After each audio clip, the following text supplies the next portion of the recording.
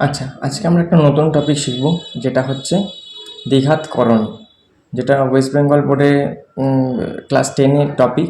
খুব ভালো, ইম্পর্ট্যান্ট। আর এখান থেকে প্রতি বছর একটা কোশ্চেন আসেই। তা শুরু করা যাক। প্রথমে দেখো কি বলেছে। বলেছে মূলদ সংখ্যাটা কি। আগে মূলদ সংখ্যাটা আমরা শিখব। মূলদ সংখ্যা মানে যেসব সংখ্যাকে তোমার হচ্ছে পি বাই কিউ আকারে লেখা যায় তারা হচ্ছে মূলদ সংখ্যা। যেখানে পি আর কিউ এরা দুজনেই পূর্ণ সংখ্যা। পূর্ণ সংখ্যা মানে কারা কারা?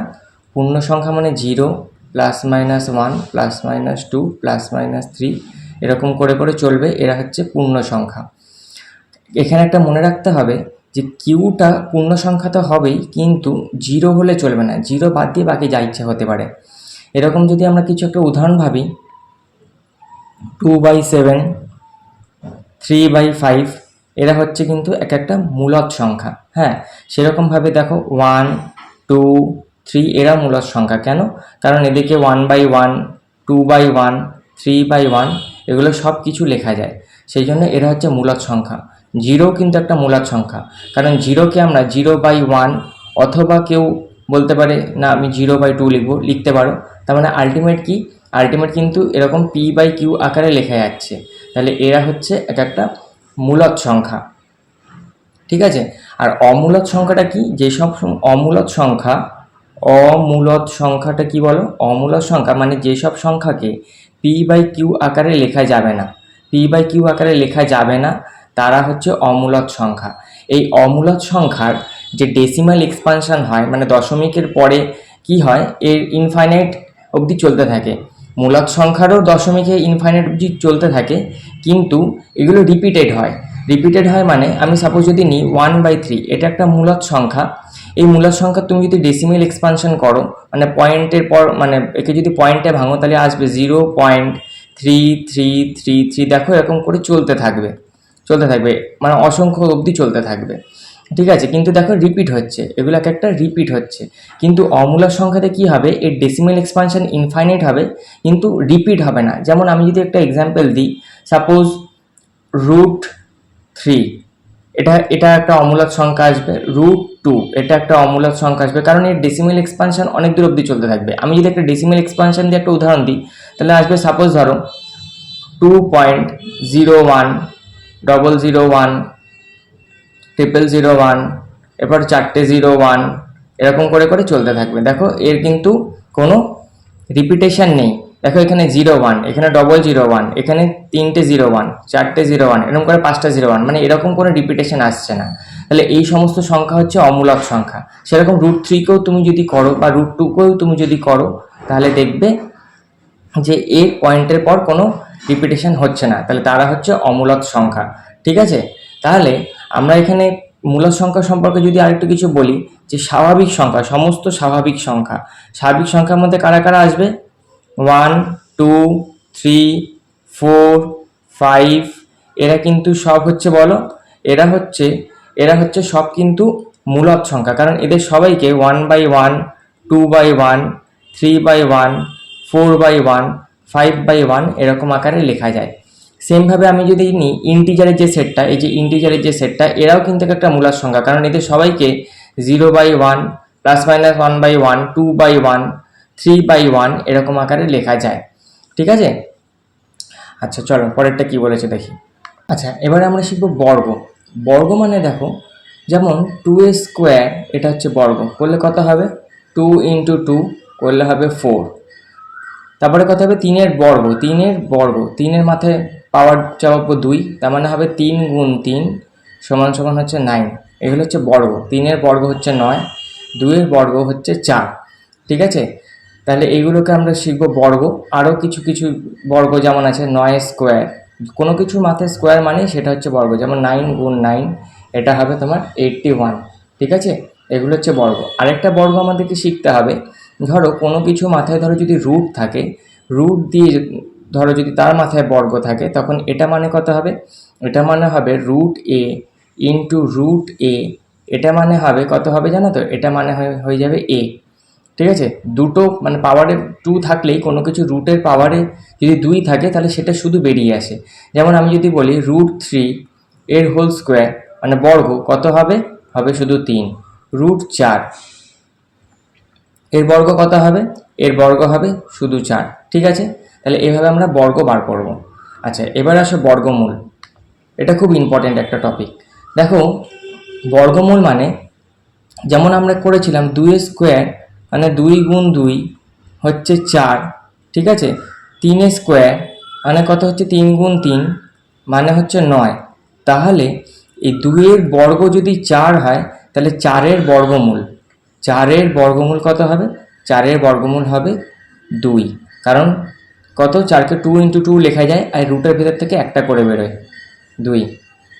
সেমভাবে 9 এর বর্গমূল কত হবে, 9 এর বর্গমূল হবে, 9কে কত লেখা যায় 3 গুণ 3, তারপরে দুটো থেকে একটা করে বেরোয় তাহলে হয়ে যাবে 3। তাহলে 9 এর বর্গমূল হবে 3। ঠিক আছে, 4 এর বর্গমূল হবে 2। এখানে আরেকটা জিনিস আমাদেরকে শিখতে হবে যে শুধু 4 এর বর্গমূল 2 নয়, 4 এর বর্গমূল -2ও হয়। কি করে দেখো, এভাবে লিখব 4 এর বর্গমূল, 4 এর বর্গমূল সমান সমান ±√4।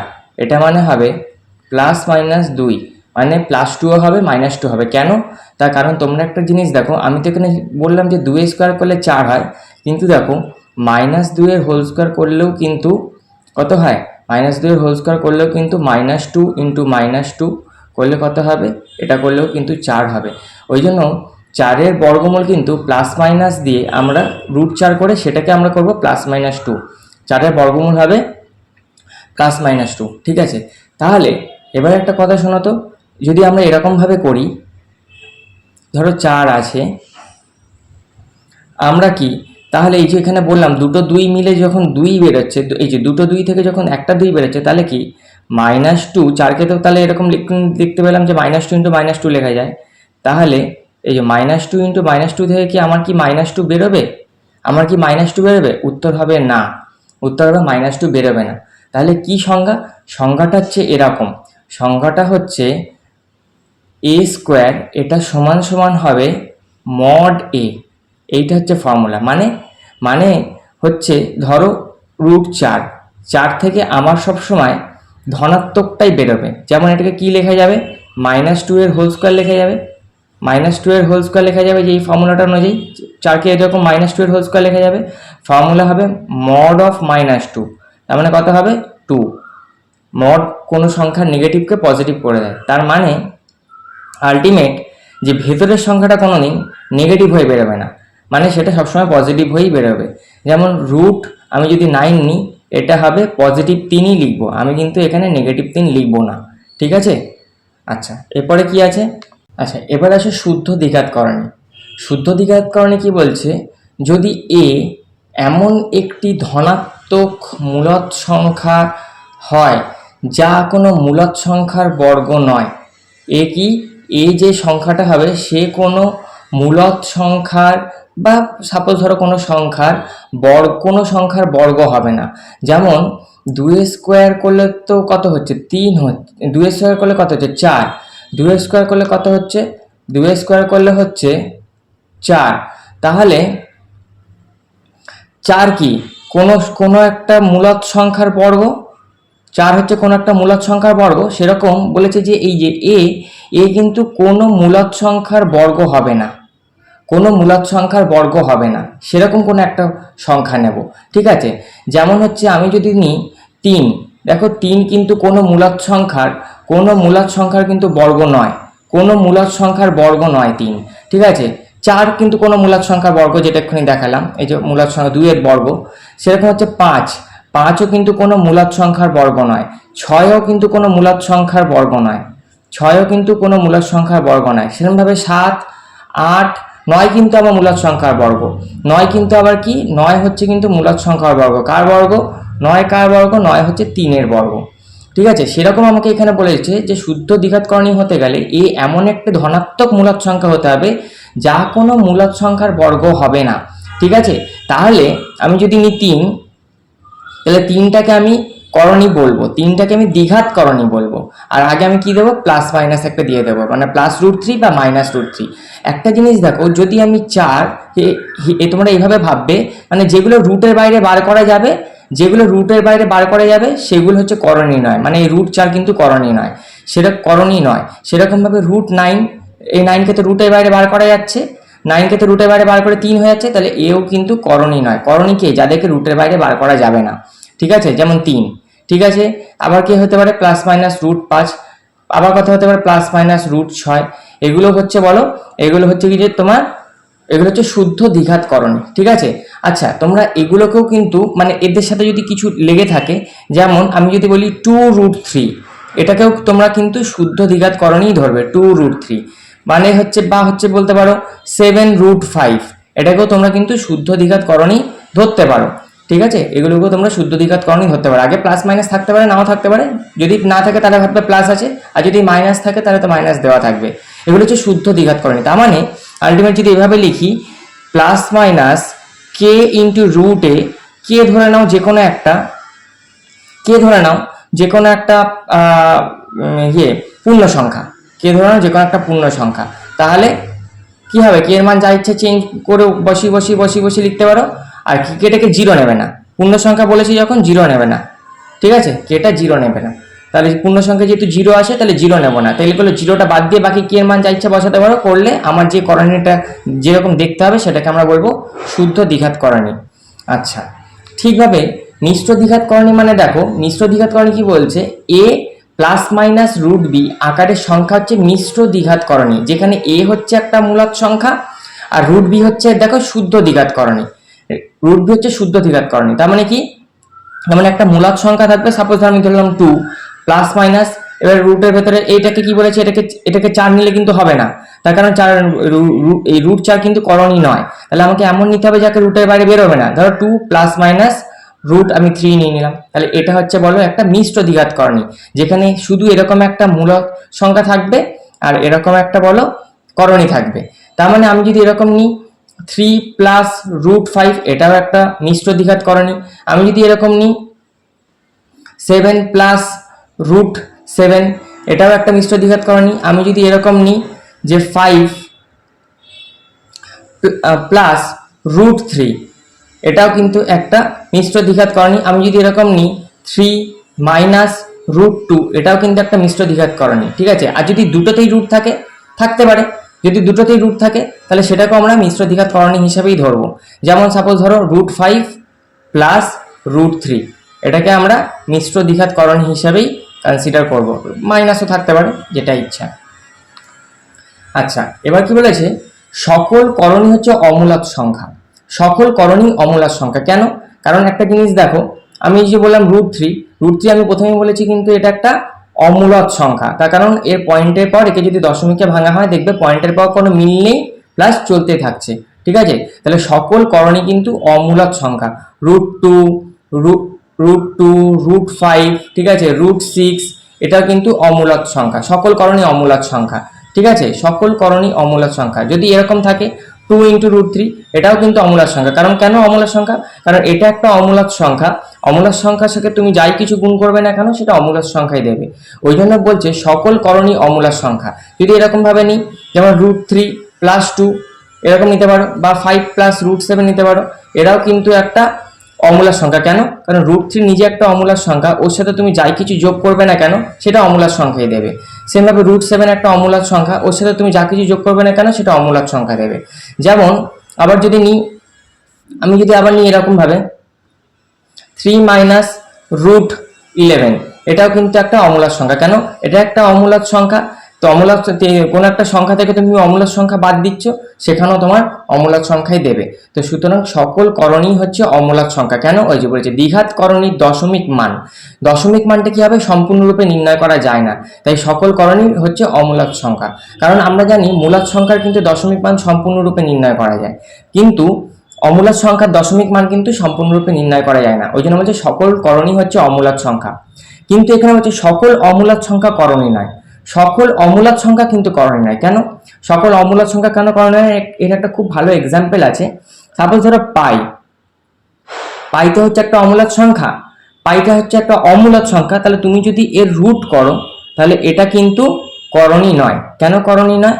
তার কারণ বলেছে সকল অমূলদ সংখ্যা, পাই হচ্ছে একটা অমূলদ সংখ্যা, কিন্তু এটা কিন্তু এর মধ্যে যদি রুট চাপাও এ কিন্তু করণী হবে না। তার কারণ আমাকে করণী হওয়ার ডেফিনেশনই ছিল যে ভেতরেরটাকে একটা ভেতরেরটাকে একটা মূলদ সংখ্যা হতে হবে। যেমন এই যে আগেরটাই দেখো কি বলেছিল, যে এ এমন একটি ধনাত্মক মূলদ সংখ্যা, দেখেছো, মূলদ সংখ্যা হতে হবে, রুটের ভেতরে যাকে থাকতে হবে তাকে কিন্তু মূলদ সংখ্যা হতে হবে। কিন্তু আমার এখানে কি আছে, পাইটা তো একটা অমূলদ সংখ্যা নিয়েছি, তার রুট চাপাচ্ছি, সেই জন্য সে কিন্তু করণী হতে পারছে না। অমূলদ সংখ্যা রুট কিন্তু সেটা করণী হবে না। ঠিক আছে, তাহলে সকল করণী অমূলদ সংখ্যা হবে, কিন্তু সকল অমূলদ সংখ্যা কিন্তু করণী নয়। ঠিক আছে, যেমন √3 অমূলদ সংখ্যা। ঠিক আছে, √3 নিজে একটা অমূলদ সংখ্যা। ঠিক আছে, কারণ তিনটা হচ্ছে এখানে মূলদ, তার রুট, তার মানে ঠিক আছে। কিন্তু পাইটা নিজে হচ্ছে একটা অমূলদ সংখ্যা, কিন্তু এর রুট আমার করণী হবে না। ঠিক আছে, পরেরটা বোঝো কি বলেছে। আচ্ছা, কিছু প্রপার্টিজ আছে। বলছে √a ইন্টু বি সমান সমান √a ইন্টু √b, যেখানে a b অঋণাত্মক বাস্তব সংখ্যা। অঋণাত্মক মানে a আর b কোথা থেকে শুরু হবে? অঋণাত্মক মানে কারা জানো? অঋণাত্মক মানে 0 থেকে শুরু হয়। 0 প্লাস 1 মানে 0 1 2 3 4 এখান থেকে শুরু হবে। মানে যে কোনো এরকম অঋণাত্মক বাস্তব সংখ্যার জন্য কিন্তু এই জিনিসটা হোল্ড হবে। ঠিক আছে, এই জিনিসটা হোল্ড হয়।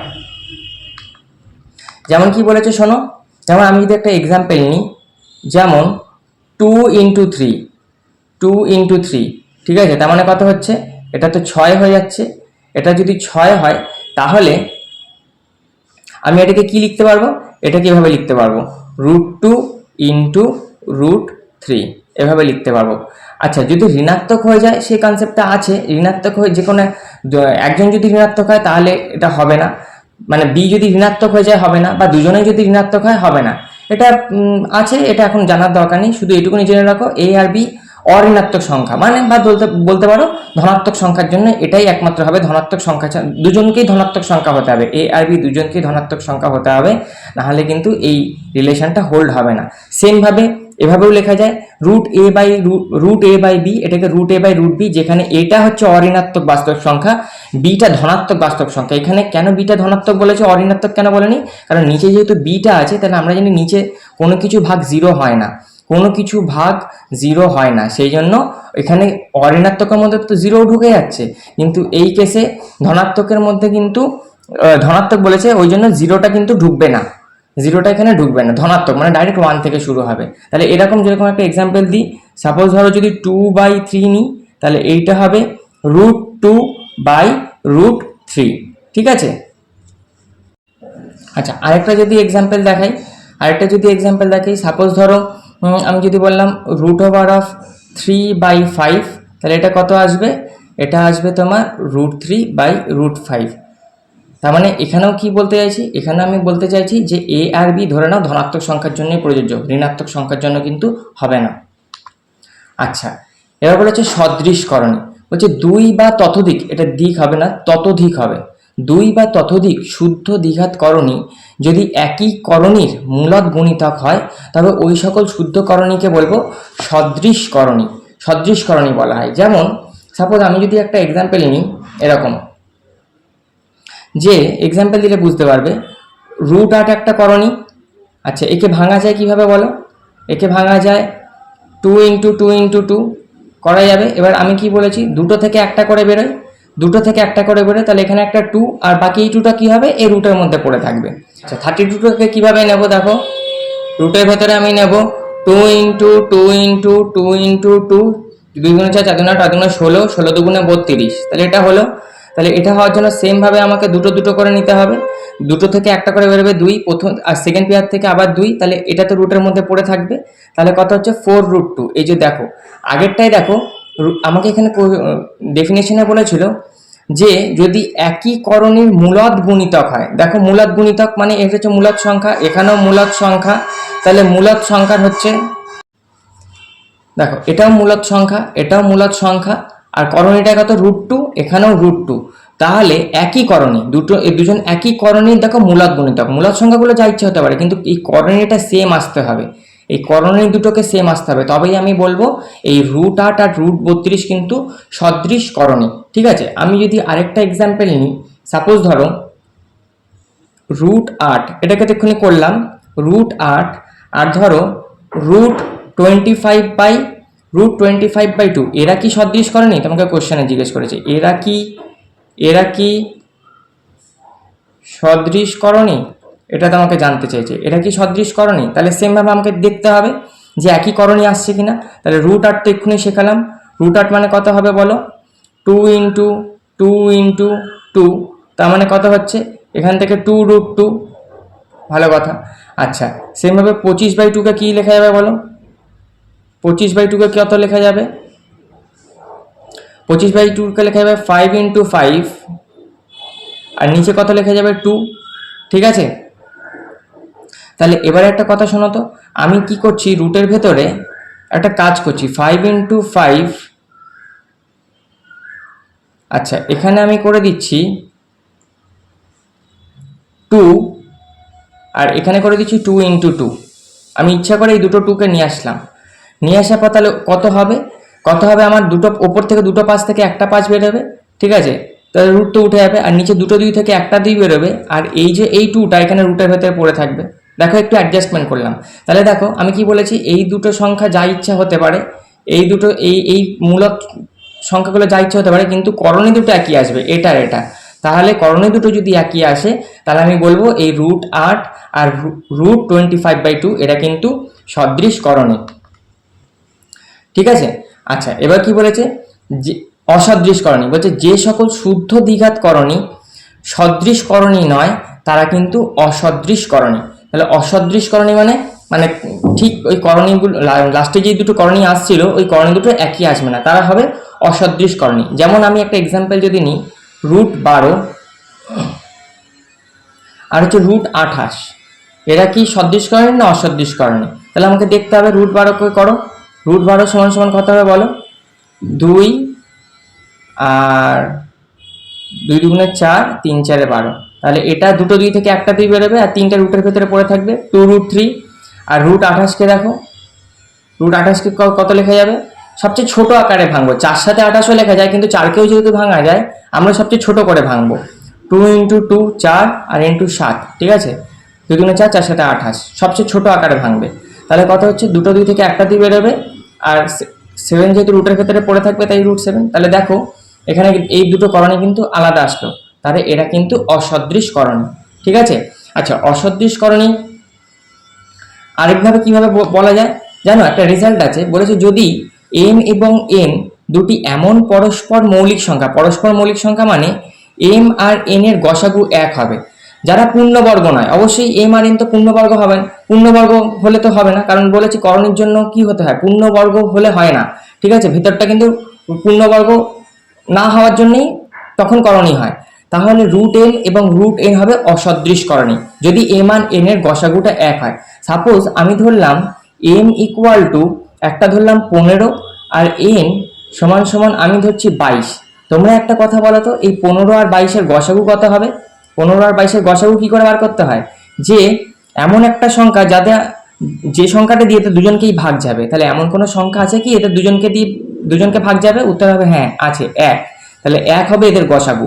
ঠিক আছে, 1 হবে এদের গসাগু, 15 22। তাহলে এই যে 1 আসছে, তার মানে যেহেতু এদের গসাগুটা 1 আসছে, তাহলে 15 আর 22 কিন্তু এরা কিন্তু পরস্পর মৌলিক সংখ্যা। দেখেছো একটা কন্ডিশন মিলল। আর কি দেখো, 15 কিন্তু কারোর বর্গ নয়, এই যে বলেছিল কি, যারা পূর্ণবর্গ নয়, m আর n যারা পূর্ণবর্গ নয়, দেখো 15 কিন্তু কারোর বর্গ নয়, 22ও কিন্তু কারোর বর্গ নয়। তাহলে তুমি যদি √15 আর √22 করো, √15 আর √22 অবশ্যই কি হবে, অসদৃশ করণী, এটাকে আর ভাঙার দরকার পড়বে না, ভাঙলেও একই আসবে। যদি না ভাঙো ডাইরেক্ট বলতে চাও এই রেজাল্টটাকে কাজে লাগিয়ে, তাহলে বলতে পারবে √15 আর √22 কিন্তু একটা অসদৃশ করণী। এরকম যদি আরো এক্সাম্পল তুমি নিতে পারো, যেমন ধরো আমি যদি 14 নিই, এমটা যদি 14 নিই, আর এমটা ধরো যদি 27 নিই, 27, তাহলে 14 আর 27-এর গসাগু কত হবে? 14 আর 27 গসাগু সেম ভাবে 14 আর 27, দেখো 14 আর 27, 14 আর 27, তাহলে একে এমন কোনো সংখ্যা নেই যে দুজনকেই যাবে, তাহলে একই একমাত্র যাচ্ছে, তাহলে এম আর এন এর গসাগু কত হচ্ছে 1, তাহলে মানে এরা পরস্পর মৌলিক, তাহলে কত হবে √14 আর √27 এরা কিন্তু পরস্পর অসদৃশকরণী, এরা হচ্ছে পরস্পর অসদৃশকরণী। করে দেখো, কারণ √14কে ভাঙলে কত হবে 2 × 7, ঠিক আছে 2 × 7, √27কে করলে কত আসবে, √27কে করলে 3 × 3 × 3, দেখো এখানে দুটো 3 থেকে একটা 3 বেরোবে, আর এখানে √3, আর এখানে দেখো মিল তো নেই, এখানে √3 আছে আর এখানে কত আছে, কিন্তু রুটের বাইরে বার করা যাচ্ছে না, তাহলে এটা কিন্তু অসদৃশকরণী, ঠিক আছে। আচ্ছা, একটা খুব ইম্পর্টেন্ট রেজাল্ট দেখো, এ বি যদি ধনাত্মক সংখ্যা হয় আর এ যদি বি এর থেকে বড় হয়, তাহলে √a √b থেকেও বড় হবে। একটা এক্সাম্পল দিলে বুঝতে পারবে। তোমাকে কোশ্চেনে বলেছে বলো তো √5 ও √7 মধ্যে কে বড়, কে বড়, কে বড়, তাহলে এই রেজাল্টটাকে কাজে লাগাবো। তুমি আগে একটা কথা বলো তো, কে বড়, নর্মাল 7 বড় না 5 বড়, অবশ্যই 7 বড়, 7 5-এর থেকে বড়, তাহলে যেদিকটা বড় সেদিকটা হাত থাকবে, তাহলে এবার বোথ সাইড রুট চাপাও, তাহলে √7 √5-এর থেকে বড় হবে, এই রেজাল্টটা কাজে লাগালাম। সেম ভাবে আমি যদি বলি বলো তো √8 না √11 বড়, তোমরা সবাই বলবে √11 বড় এই রেজাল্টটার জন্য, কারণ কেন 11টা যেহেতু 8-এর থেকে বড়, তাহলে কত হবে √11 √8-এর থেকে বড় হবে, ঠিক আছে। আচ্ছা শোনো, এখানে কি বলেছে, বলেছে যে দুটি দ্বিঘাতকরণের সমষ্টি মূলদ সংখ্যা হতে পারে। এরকম যদি একটা এক্সাম্পল, দুটি দ্বিঘাতকরণের সমষ্টি মূলদ সংখ্যা হতে পারে, আমি যদি নিই সাপোজ একটা করণে নিলাম √3, ঠিক আছে, প্লাস সমষ্টি করতে বলেছে, আরেকটা করণে নিলাম -√3, দেখেছো, তাহলে এটা কত আসবে, তাহলে √3 -√3 এটা কেটে গেলে কত হলো, কেটে গেলে 0। আমরা কি বলেছিলাম প্রথমে যে 0 কিন্তু একটা মূলদ সংখ্যা, তাহলে দুটি দ্বিঘাতকরণের সমষ্টি কিন্তু মূলদ সংখ্যা হতে পারে। এটা আমি শুদ্ধ দ্বিঘাতকরণী দিয়ে এক্সাম্পল দিলাম, মিশ্র দিয়ে দিই, আমি বলছি হ্যাঁ দাও, তাহলে কত হবে 2 + √3 যদি আমি নিই, ঠিক আছে, আর একটা কি করব 2 - √3, এদেরকে আমি যোগ করব, দেখি কত হয়। এর দুজন কিন্তু মিশ্র দ্বিঘাতকরণী, ঠিক আছে। তাহলে দেখো 2 + √3 প্লাস 2 - √3, তাহলে এখানে দেখো +√3 -√3 কেটে গেল, তাহলে 2 2 যা 4, দেখো 4ও কিন্তু একটা মূলদ সংখ্যা। আবার দুটো দ্বিঘাতকরণের সমষ্টি অমূলদ সংখ্যাও হতে পারে। এরকম যদি একটা এক্সাম্পল দিই, সাপোজ ধরো এরকম যে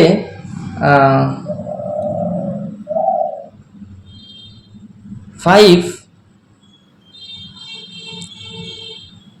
+ √3, ঠিক আছে, 5 + √3 প্লাস -5 প্লাস √3, দেখো এই দুটো আলাদা আলাদা মিশ্র দ্বিঘাতকরণী, এদেরকে ভাঙলে কত হবে 5 + √3 প্লাসে মাইনাসে -5 প্লাসে প্লাসে +√3, তাহলে এই +5 -5 কেটে গেল, তাহলে এই √3 দুটো √3 কে যোগ করলে কত হবে জানো, হবে 2√3। এই যোগটা একটু শেখাবো আমি যে কি করে হচ্ছে যোগটা, তার আগে শিখে নাও যে এই √3 x এর মতো কাজ হবে, x আর x যোগ করলে কত হয় 2x, তাই তো হয়। সেরকম √3টাকে আমরা x এর মতো করে ভাববো, বা রুটের মধ্যে দুটো যদি সেম রুট থাকে সেটাকে আমরা x এর মতো করে ভাববো, তাহলে √3 যোগ করলে হবে 2√3 হয়েছে। আচ্ছা যদি এরকম থাকতো 2√7 প্লাস 5√7, তাহলে কিন্তু এদের মধ্যে যোগ করা যেত, ঠিক আছে। এদের মধ্যে যোগটা কত হতো, যোগটা করবো এই যে এই √7 কি x এর মতো ভাববো, তাহলে 5-এর সাথে 2 যোগ করলে হবে 7, তাহলে 7√7, বোঝা গেছে, তাহলে হবে 7√7। আচ্ছা যদি এরকম নিতাম, সাপোজ ধরো 5√5 মাইনাস 8√5, যোগ বিয়োগটা সিম্পল একদম, কিছু নেই। √5 কে x এর মতো ভাববো, তাহলে বলো 5-এর থেকে 8 বাদ যাবে, মানে প্লাসে, এর আগে কিছু নেই মানে প্লাস সাইন আছে, তাহলে প্লাসে মাইনাসে মাইনাস, তার মানে কি হবে দুজনের মধ্যে বিয়োগ হবে, তাহলে বিয়োগ যদি হয় তাহলে বলো 8 থেকে 5 বাদ দিলে কত হবে 3, 3√5টাকে x এর মতো ভাববো বলেছি, 3√5 কিন্তু সাইন কার বসবে, কে বড়, এই যে 8√5 বড়, 8√5 বড়, তাই মাইনাস বসবে। কি করে বুঝলাম 8√5 বড়, বলো 5 বড় না 8 বড়, 8 বড়, তাহলে সেইখানে মাইনাস বসবে। 3√5 বোঝা গেছে? ব্যাস, আজকে এত দূর অবধি থাক। আমি নেক্সট ক্লাসে করণীয় যোগ আর বিয়োগ করে কিছু অঙ্ক আরও ভালো করে শেখাবো, মানে যোগ আর বিয়োগটা পরের দিন বলবো ভালো করে, আরও যোগ আর বিয়োগ দিয়ে কিছু প্রবলেম আমি নিয়ে আসবো, নিয়ে এসে নেক্সট ক্লাসে আবার বলবো। ঠিক আছে?